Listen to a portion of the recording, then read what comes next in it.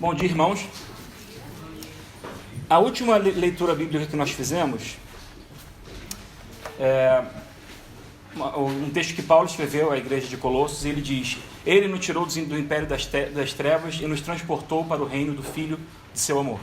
Esse é um relato muito vívido de alguém que teve a vida transformada por Deus.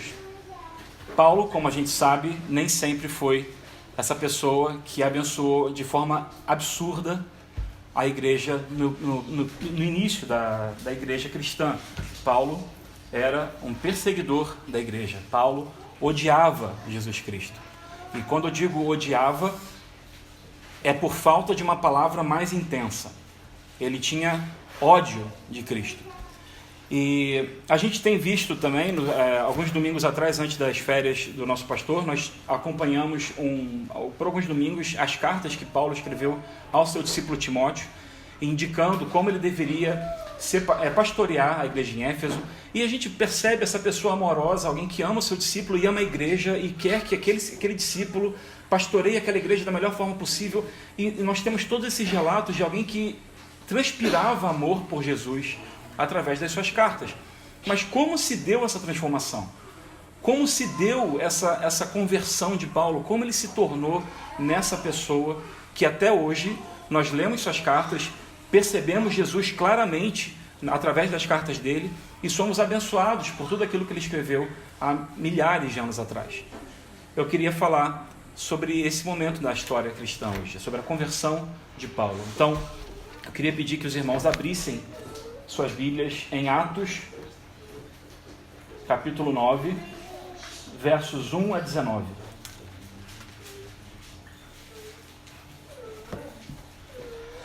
Atos, como todos sabemos, é um livro extraordinário e nele nós temos toda a história do início da igreja cristã, depois da ascensão de Cristo aos céus, o que os apóstolos fizeram para que a igreja crescesse, para que a igreja tomasse a proporção que tomou no Oriente Médio e se espalhando para a Europa, se espalhando para essa região mais daqui e também para o norte da África.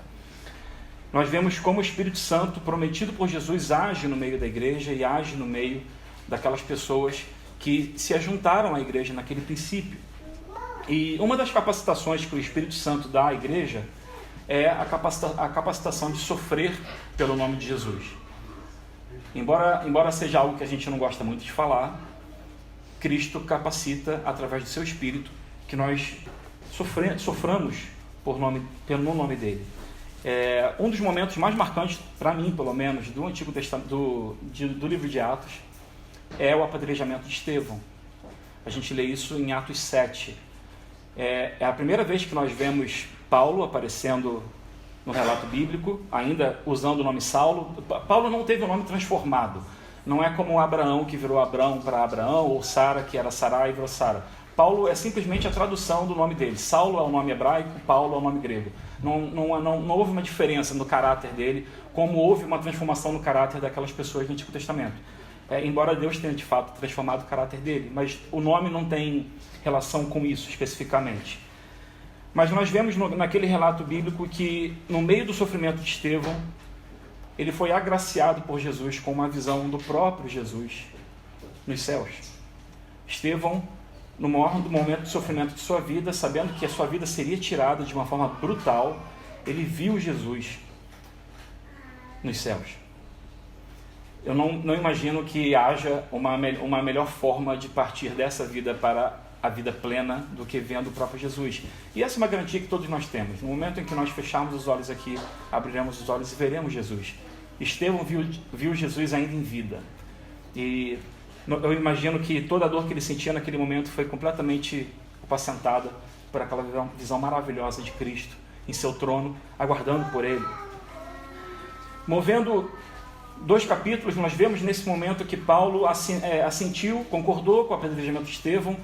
O texto bíblico diz que aquelas pessoas que apedrejaram Estevão deixaram suas vestes aos pés de Paulo. Paulo teve prazer naquele momento, prazer no sentido, ele gostava de ver cristãos sofrendo. Paulo era quase que um sádico nesse aspecto.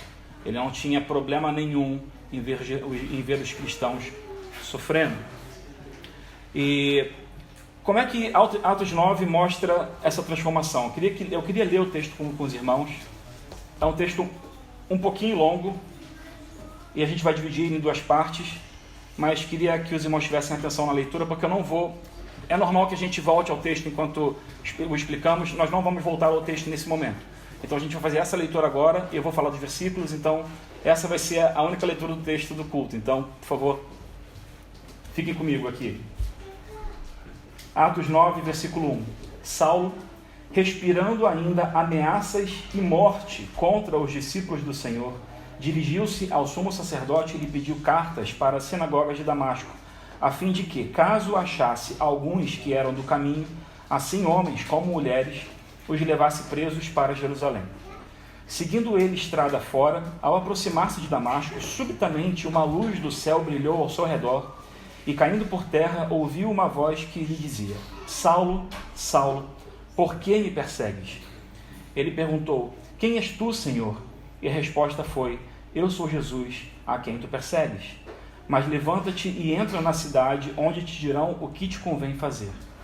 Os seus companheiros de viagem pararam emudecidos, ouvindo a voz, não vieram, contudo, ninguém. Então se levantou Saulo da terra, e abrindo os olhos, nada podia ver. E guiando-o pela mão, levaram-no para Damasco.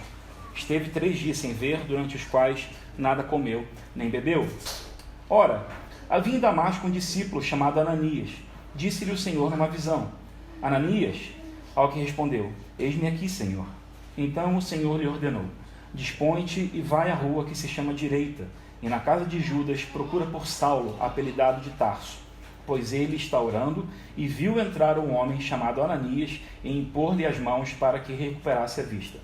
Ananias, porém, respondeu: Senhor, de muitos tenho ouvido a respeito desse homem, quantos males tem feito aos teus santos em Jerusalém.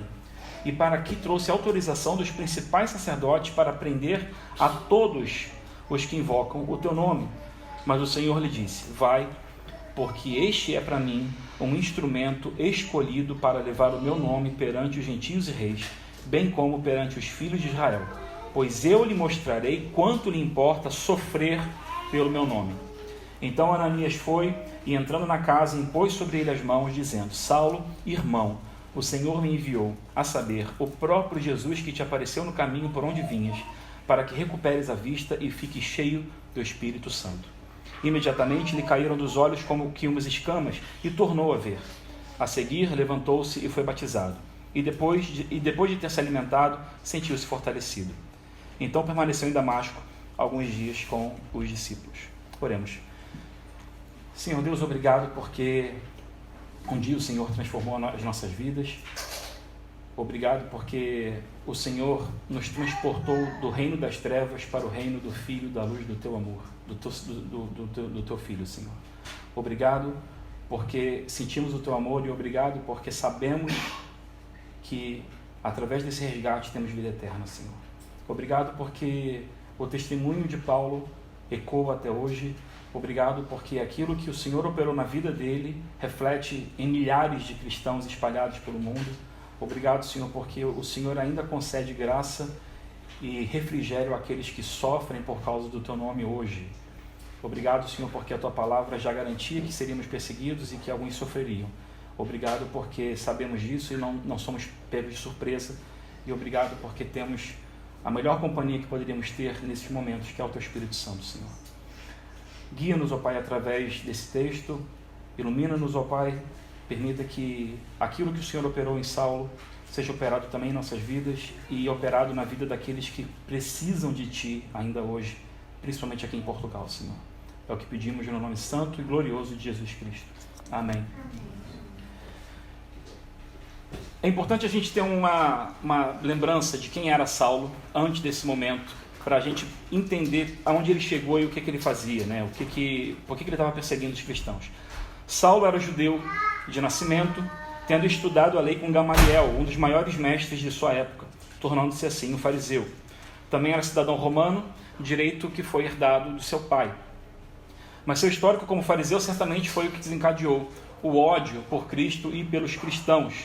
a tal ponto de perseguir até a morte tanto homens quanto mulheres. Ele não tinha problema nenhum em ver qualquer pessoa morrer porque se chamava cristão. Ele não tinha problema algum nisso, não havia moral, não havia nenhum sentimento de culpa, nenhum sentimento de misericórdia por ninguém. Ninguém. Ele era implacável na busca, na caça por aqueles que seguiam a Jesus Cristo. E vamos começando pelo texto, nos versos 1 e 2, nós temos uma apresentação das intenções de Saulo através do pedido que ele faz ao sumo sacerdote. Ele pediu cartas de autorização para que, ao entrar nas sinagogas, e lembrando, os cristãos naquela época se reuniam ainda nas sinagogas, havia uma forte conexão, claro, dos cristãos com o judaísmo. Jesus era judeu, e então o lugar de culto deles, o lugar de reunião deles ainda era a sinagoga. Jesus ensinava nas sinagogas. Se a gente volta para os evangelhos, a gente vai lembrar disso. Então era óbvio que o lugar onde ele ia procurar por esses cristãos eram as sinagogas. E eu vou usar uma expressão aqui que no português brasileiro nós usamos muito. Ele tinha sangue nos olhos contra os cristãos. Ele tinha ódio mesmo. Se ele visse um, ele queria prender. Não importa se ia viver ou não. Ele só queria fazer com que essa pessoa sumisse da frente dele. E naquele momento o texto diz que nós todos éramos chamados os do caminho. Não havia ainda a utilização do nome pequenos cristos ou cristãos. Ainda éramos os do caminho. O texto diz que ele respirava ameaças e morte contra os discípulos.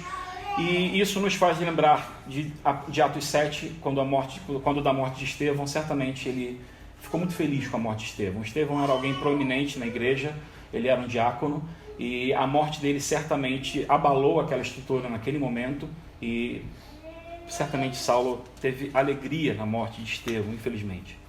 Os versos 3 a 5 nos apresentam uma outra situação. Saulo estava já a caminho de Damasco, com as cartas de prisão emitidas pelo sumo sacerdote, quando de repente uma luz brilha ao seu redor. Não houve um aviso prévio de que essa luz brilharia.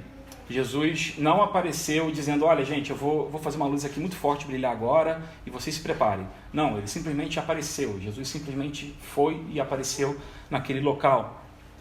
O texto nos diz que aqueles que estavam na companhia de Saulo ouviram a voz de Cristo.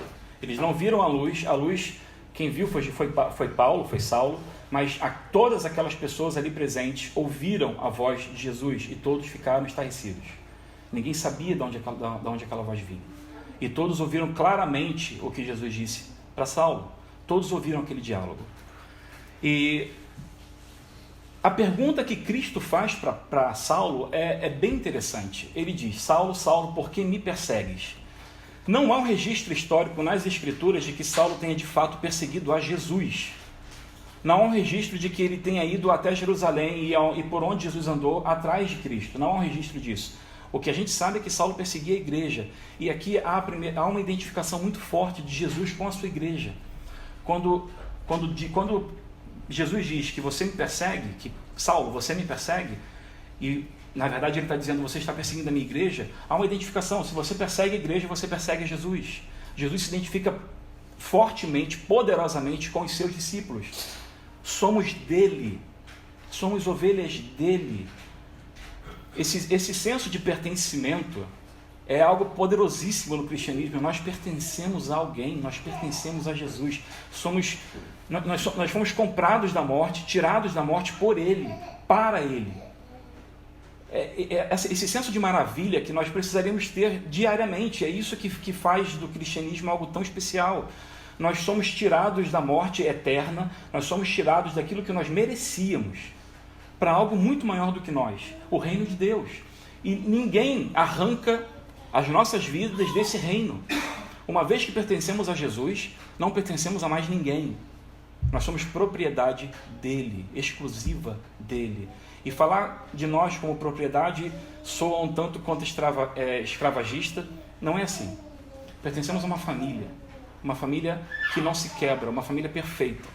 Embora haja problemas de relacionamento muitas vezes entre irmãos, o que é uma lástima, Cristo nos compra perfeitamente com seu sangue perfeito para uma família perfeita que há de ser perfeitamente redimida e estaremos perfeitamente unidos nos céus um dia. Tudo com Cristo é perfeito. Enquanto vivemos nessa carne imperfeita, aqui na terra imperfeita, sofreremos problemas imperfeitos. Um dia seremos levados para aquele local onde não há imperfeição, onde tudo é perfeito e onde teremos a presença de Cristo constantemente. Saulo nutria um profundo ódio por Jesus, mas pelo que as Escrituras indicam, como eu disse, ele não encontrou Jesus em nenhum momento. Essa passagem específica pode ter acontecido até um ano após a ascensão de Cristo aos céus. Ou seja, Paulo já perseguia a igreja há bastante tempo. E Jesus permitiu que isso acontecesse por um bom tempo para que o próprio coração, eu acredito que até o próprio coração de Paulo estivesse completamente endurecido com tanta morte e com tanto sangue que ele mesmo derramou. Para que aquilo que ele visse, aquela luz, fosse tão constrangedora, tão arrebatadora, e essa cegueira que Deus deu a ele fosse tão absurda, ele não via mais nada, ele não conseguia ver mais nada, ele já não via nada moral, ele já não via nada normal com os olhos carnais dele, porque ele já não via problema na morte de pessoas. E agora ele já não conseguia ver nada, e só era guiado, só podia ouvir a voz de Jesus. E é interessante quando a gente pensa que Paulo ficou caído no chão durante todo o seu encontro com Jesus. Ele não conseguiu levantar, ele ficou prostrado, forçadamente prostrado aos pés de Jesus. E quando os amigos de Paulo que o acompanhavam o levantam, ele já não conseguia caminhar sozinho, porque ele precisava de alguém que o dirigisse. Ou seja, ele foi levado para o interior de Damasco, para aquela casa, como prisioneiro, porque ele precisou ser levado, ele não podia andar sozinho, ele não tinha como ir pela sua própria perna, e ele foi levado como prisioneiro, assim como ele levava os cristãos prisioneiros. Ele entrou na vida cristã da mesma forma como ele fazia com os cristãos, como prisioneiro. E é muito interessante ver que até o fim da vida dele, até o fim da vida de Paulo, ele se identificava como um escravo de Cristo. Ele se via, se percebia e se autodenominava escravo de Jesus. E de tudo aquilo que a gente lê do apóstolo Paulo, de todas as cartas que ele escreveu, esse termo não é usado de forma pejorativa. Não há como usar o termo escravo de outra forma, senão pejorativa, mas Paulo não tinha um problema nenhum em dizer que ele era escravo de Jesus. Tamanho o amor que ele sentia por seu mestre. Tamanho o amor que ele sentia por aquele que o transformou definitivamente, para sempre.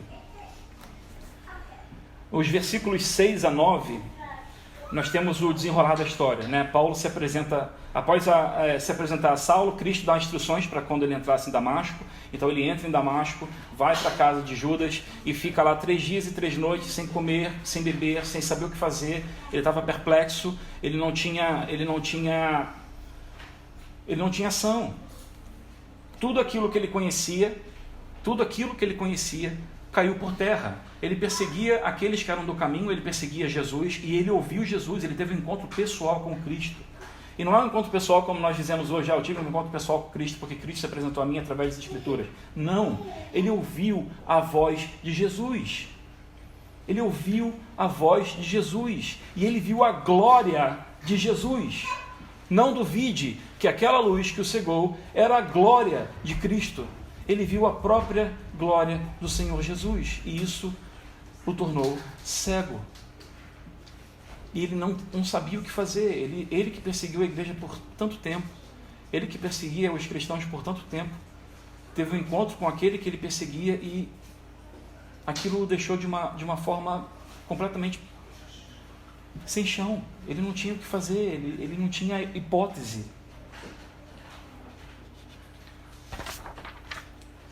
Então, isso é o que acontece dos versos 1 a 9. E essa é a história que nós conhecemos.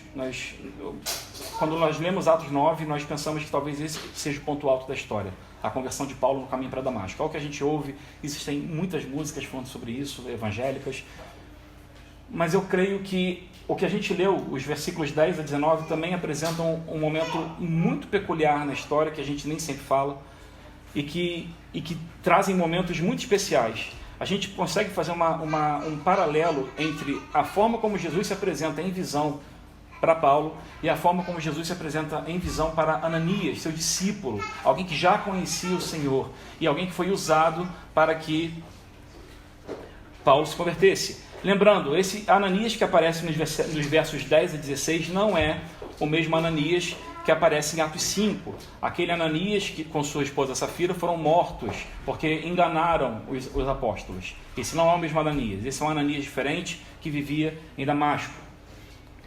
E na primeira parte do texto, dos versículos 10 a 16, nós temos uma visão que ele tem de Jesus também. E ele conversa com Jesus. Nos versos 10 a 12, Cristo explica para Ananias o que ele deseja, o que Cristo deseja que Ananias faça. Ou seja, Ananias, você vai para esse lugar específico na rua direita, você vai encontrar esse homem e você vai batizá-lo, você vai orar por ele, ele está esperando, ele viu, ele também teve uma, enquanto ele está orando agora, ele sabe, porque eu dei uma visão para ele dizendo que você iria até lá ter com ele. E Ananias, obviamente, tem medo. Ananias ele sabia quem era Paulo. Ananias já sabia quem era ele. Ananias já tinha a percepção de que Saulo era um assassino. E é óbvio que ele teve medo. Senhor, eu vou lá, ok, vou encontrar com esse cara, tudo bem, cara com esse tipo. E ele mata cristãos. E eu sei por que ele está aqui. Ele veio para perseguir aqueles que estão se reunindo em seu nome aqui nessa terra em Damasco. E aí tem uma volta para aquilo que a gente falou lá no início. Jesus diz para Ananias duas coisas interessantes. Ele diz que, primeiro, Paulo era alguém, o texto diz especificamente, só um segundo que eu vou achar aqui. Ele é para mim um instrumento escolhido. Em algumas traduções diz vaso para a honra. Uma expressão que Paulo mesmo passou a usar em algumas de suas cartas quando ele começou a escrever para as igrejas. Ele era um vaso para a honra. E depois Jesus diz para Ananias, para mim importa que ele entenda como ele vai sofrer por mim. Diz especificamente o texto, quanto lhe importa sofrer pelo meu nome. Jesus não falou isso para Paulo. Jesus não deu esse spoiler para Paulo. Jesus diz isso para Ananias. Ananias, esse cara vai sofrer muito por mim. Jesus não estava fazendo isso para punir Paulo. Por toda a perseguição que ele trouxe para a igreja. Mas ele sabia que aquele homem, um guerreiro, alguém que estava habituado a lidar com situações difíceis, poderia aguentar muito do que os apóstolos que estavam em Jerusalém não aguentariam. Todo o sofrimento que Paulo teve em nome de Jesus, nenhum outro apóstolo sofreu. Tudo aquilo que Paulo passou por Jesus, nenhum outro apóstolo padeceu. E nós vemos isso em 2 Coríntios 11, versículos 21 a 28. Vocês não precisam abrir, eu vou ler o texto aqui. Diz Paulo em Coríntios: para minha vergonha, admito que fomos fracos demais para isso. Naquilo em que todos os outros, e aqui ele se refere aos apóstolos, naquilo em que todos os outros se atrevem a gloriar-se, falo como insensato. Ele estava fora de si falando essas coisas. Eu também me atrevo. São eles hebreus? Eu também. São israelitas? Eu também. São descendentes de Abraão? Eu também. São eles servos de Cristo? Estou fora de mim para falar desta forma. Eu ainda mais. Trabalhei muito mais. Fui encarcerado mais vezes. Fui açoitado mais severamente e exposto à morte repetidas vezes. 5 vezes recebi dos judeus 39 açoites. 3 vezes fui golpeado com varas, 1 vez apedrejado, 3 vezes sofri naufrágio, passei uma noite e um dia exposto à fúria do mar. Estive continuamente viajando de uma parte para outra, enfrentei perigos nos rios, perigos de assaltantes, perigos dos meus compatriotas, perigos dos gentios, perigos na cidade, perigos no deserto, perigos no mar e perigos dos falsos irmãos. Trabalhei arduamente, muitas vezes fiquei sem dormir, passei fome e sede, e muitas vezes fiquei em jejum, suportei frio e nudez. Além disso, enfrento diariamente uma pressão interior, a saber, a minha preocupação com todas as igrejas. Paulo escreve isso como uma defesa própria. havia em Jerusalém alguns que duvidavam do apostolado de Paulo.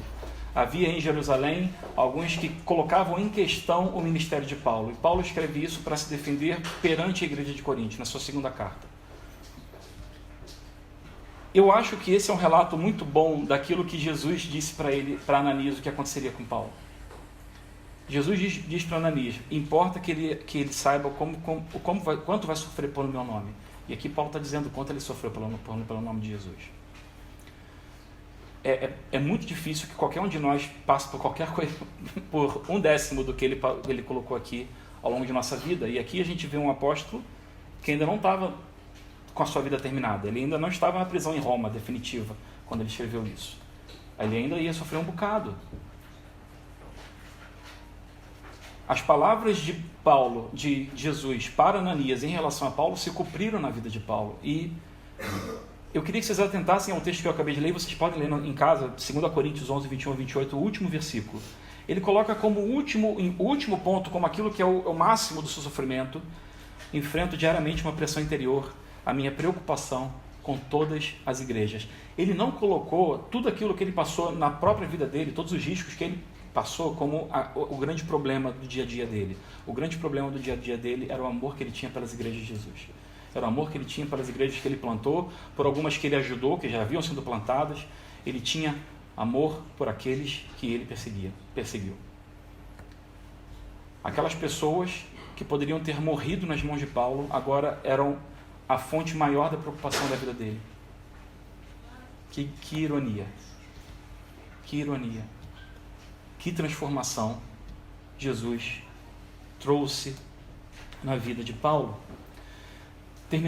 Indo os 2 últimos versículos do texto, os versos 17 a 19 de Atos 9, dizem que Ananias foi à casa de Judas, onde Saulo estava, e agiu conforme o Senhor lhe explicou. Ele impôs as mãos por Paulo, caíram-lhe as escamas, Paulo foi ali batizado, recebeu o Espírito Santo. Não há nenhum indício nesse momento específico de que tenha ocorrido alguma manifestação extraordinária do Espírito Santo, como acontece em Atos, em algumas outras oportunidades.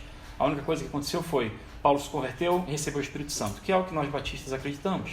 No momento de nossa conversão, recebemos o Espírito Santo de Deus, selando-nos para o próprio Jesus Cristo. E o texto encerra dizendo que ele ficou alguns dias ainda em Damasco, na companhia dos discípulos, provavelmente tirando muitas dúvidas que ele tinha, de tudo aquilo que ele tinha experimentado nesses 4 dias anteriores. A vida de Paulo mudou em 4 dias. A gente conhece pessoas cuja vida foi transformada ao longo de anos. Aí a gente conhece pessoas também que a vida foi transformada da noite para o dia. A vida de Paulo foi transformada em 4 dias. Ele era alguém que odiava a igreja, alguém que perseguia a igreja. Viu Jesus 3 dias sem comer, sem beber, provavelmente sem dormir, sem saber o que fazer, porque estava cego, não conseguia ver mais nada, até que chega Ananias.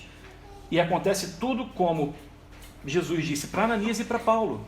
Jesus disse para Ananias: olha, Paulo está orando agora e vai entrar um homem chamado Ananias, que é você, e você vai orar por ele e vai acontecer isso tudo. Ou seja, tudo aquilo que Paulo disse para Ananias e para Paulo, Jesus disse para Ananias e para Paulo, está muito nome aqui, estou confundindo, aconteceu e se cumpriu na vida dos dois. Ananias não sofreu, não morreu nas mãos de Paulo, e Paulo foi curado através da ação do Espírito Santo na vida de Ananias e voltou a enxergar, e agora ele enxergava as coisas com uma nova perspectiva.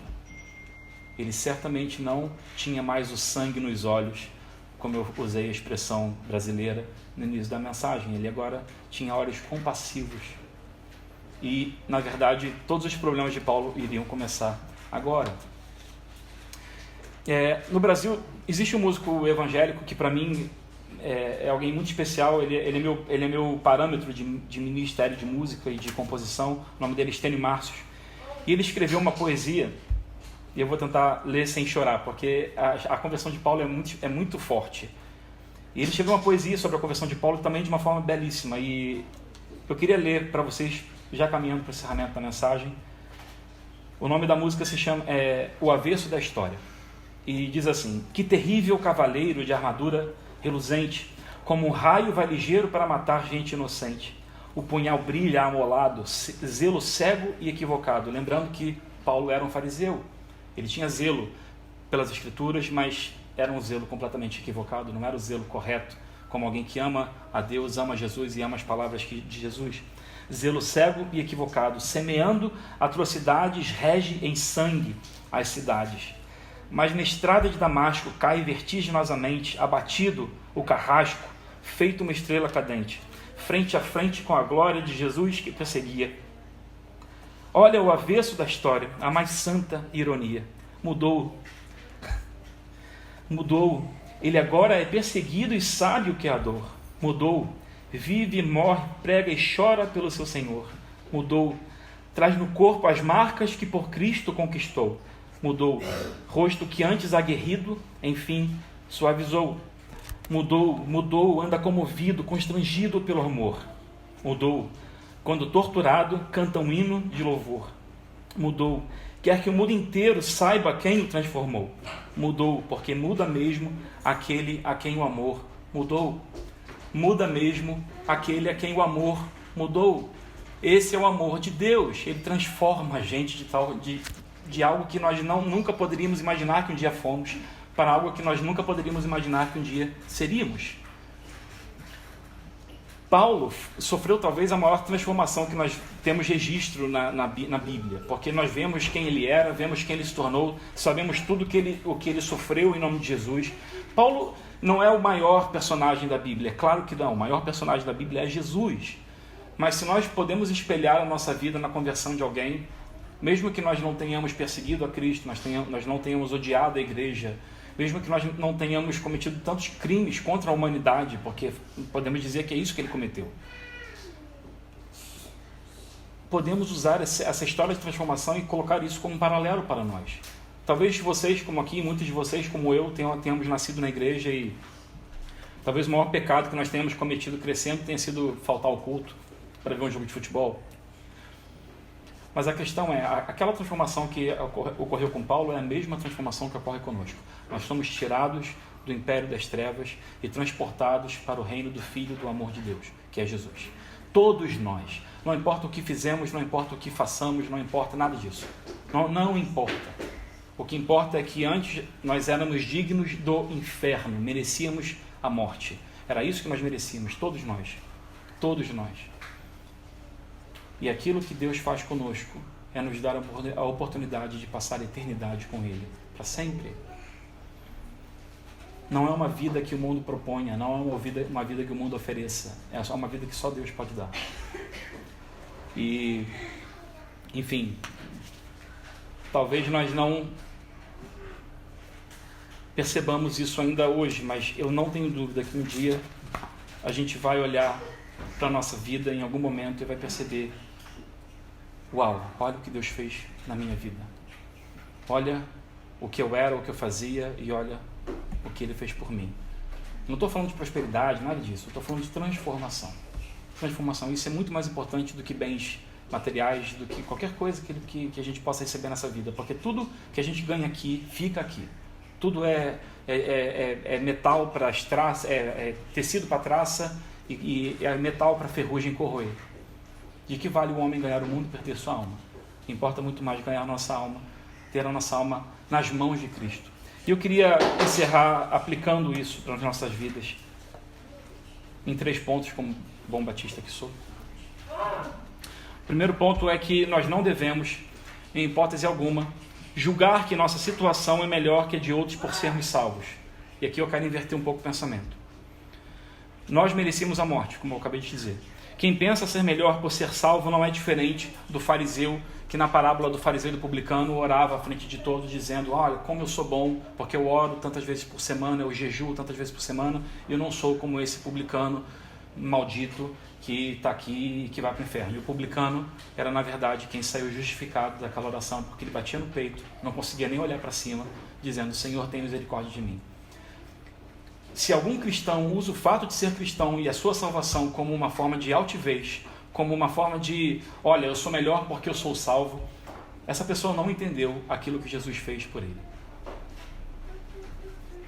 No Brasil a gente brinca muito com os presbiterianos, os batistas, né? Os batistas e todo mundo, na verdade, a gente brinca com os presbiterianos, porque O presbiteriano fala de eleição desde sempre, né? Aquela coisa toda. Então, a gente brinca dizendo que eles que são os donos da historicidade religiosa, aquela coisa toda. Mas a verdade é que não. Tendo estagiado numa igreja presbiteriana, eu vi como são homens humildes e pessoas humildes. E que, infelizmente, as denominações causam muito mais divisão do que união nesse aspecto. Todos nós deveríamos entender plenamente aquilo que nós merecíamos e para onde Deus nos levou. E pensar que devemos agir assim com aqueles que não têm a Jesus ainda. A nossa vida era igual a dessa pessoa, a nossa vida era igual a daquele irmão, daquela pessoa na rua. Nós estávamos caminhando para o mesmo caminho. Jesus mudou o nosso caminho. O segundo ponto é que nós desconhecemos os vasos para a honra e para a desonra de Deus. Nós não temos visão de raio-x como super-homem para perceber o que as pessoas têm por dentro ou os planos eternos de Deus. Nosso dever como cristãos é apresentar as boas novas do Evangelho de Cristo, que transforma assassinos como Saulo em santos como Paulo. Nosso dever é esse. Nós não devemos achar, essa pessoa está tão perdida que eu não vou nem perder meu tempo apresentando o Evangelho para ela. Não, todos merecem receber o Evangelho, todos precisam receber o Evangelho, todos precisam ouvir da boa nova de Jesus. Nós não temos a determinação de quem é salvo ou não é. Então, lembremos-nos disso na hora de abraçar aqueles que muitas vezes a gente acha, essa pessoa está perdida, é um caso perdido. Não existe caso perdido para Deus. Não existe caso perdido para Deus. De novo, olhe para a vida de Paulo. Não tem caso perdido para o Senhor. E o terceiro e último ponto que eu queria deixar para os irmãos é que sofrer pelo nome de Cristo não é maldição, é uma bênção. É claro que ninguém quer isso, mas se Deus assim quiser e permitir, devemos, como os apóstolos em Atos 5, nos alegrarmos por sermos achados dignos de sofrer pelo nome de Jesus. É assim que os apóstolos saíram do julgamento em Atos 5. Eles estavam felizes porque Jesus achou-os dignos de sofrer pelo nome dele. Isso é algo que só o cristianismo explica. O mundo não tem como explicar isso. Como é que alguém pode se achar digno e ficar feliz, assim, se alegrar, porque só o cristianismo explica isso. Assim, o reconhecimento, Paulo diz que ele carregava as marcas de Cristo no corpo, e as marcas de Cristo não eram estigmatas, como os católicos algumas vezes falam. As marcas de Cristo era o fato dele sofrer por Jesus. Ele tinha marcas físicas, cicatrizes, que mostravam o quanto ele sofreu por Jesus. E os apóstolos em Atos 5 ficavam felizes por poderem sofrer por Jesus. E a gente perde essa perspectiva porque nós temos privilégios. No Brasil, eu tenho privilégio por ser cristão. Tenho privilégio no sentido de que eu não sou perseguido. Ninguém vai ficar entrando na minha casa para rasgar minhas Bíblias, e eu tenho mais de uma. Quantos irmãos em diferentes partes do mundo não podem nem ter uma? Quantos irmãos na China decoram trechos longos da palavra de Deus porque eles não podem ter a Bíblia? E eu não consigo nem falar 2 versículos aqui do que eu acabei de ler de cor, porque eu sou um besta, um parvo. Parvo é melhor do que besta, não sei. Enfim, um totó, não sei. Enfim, a gente não dá valor à liberdade que nós temos, e nós não damos valor à bênção que temos, que é ter a palavra de Deus em casa. Nós não damos valor a isso. Irmãos, há irmãos nossos, irmãos. Lembra qual é a primeira palavra que Ananias diz para Paulo quando ele se apresenta? Saulo, irmão. A identificação de Saulo naquele momento já era comum dos cristãos. Você é meu irmão agora, você faz parte da minha família. E há pessoas que fazem parte da nossa família hoje que sofrem e padecem por Jesus. Cristo achou-as dignas de sofrer por nome dele. Cristo encontra essas pessoas em lugar de dignidade para sofrer pelo nome de Jesus. Lembremos-nos disso. Essas pessoas sofrem e devemos orar para que Deus encurte o sofrimento delas, não prolongue. Mas Deus achou-os dignos de sofrer por Jesus. Eles não são coitados, eles são dignos. Oremos, irmãos. Senhor, te agradecemos, ó Deus, por tudo aquilo que o Senhor operou e continua a operar em nossa vida, Senhor. Agradecemos porque éramos dignos, merecedores do inferno, Senhor. O inferno era um lugar preparado para nós. E através do amor do Teu Filho, Senhor, o Senhor nos resgatou do império das trevas. Obrigado porque não era algo que poderíamos fazer por nós mesmos, nós não fizemos nada para merecer isso.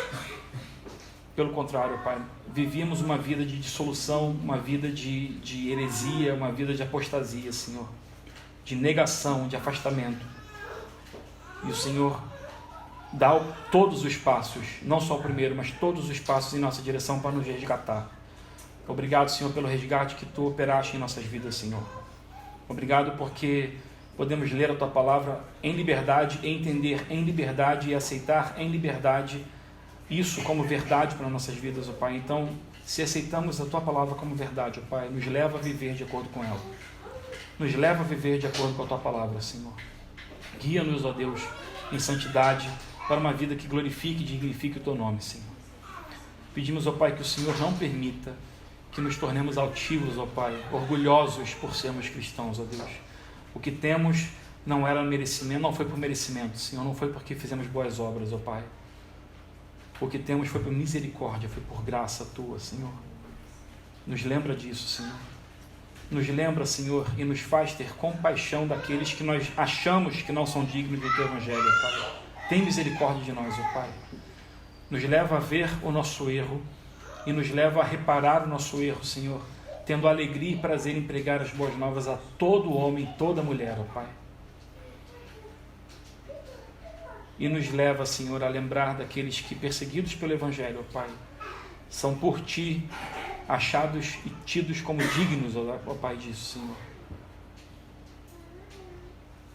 Que o Teu Espírito os conforte, ó Pai, que o Teu Espírito os acompanhe e que o Teu Espírito os faça prevalecer e permanecer, ó Pai, na fé apostólica, ó Pai, na fé bíblica, e que através do sofrimento deles, ó Pai, e da vida deles, o Teu nome seja honrado e glorificado em todos os locais da terra, Senhor. Senhor, nos dê um resto de domingo na Tua presença e alegre, Senhor, com a lembrança daquilo que o Senhor operou em nossas vidas, ó Pai, do resgate que o Senhor nos trouxe e da alegria que temos em pertencer a Ti e a uma família que é eterna, Senhor. Obrigado por isso, Senhor. Acompanha-nos, ó Pai, se conosco e glorifica o Teu nome em nossas vidas, ó Deus. É o que pedimos nas misericórdias de Cristo Jesus, Senhor. Amém.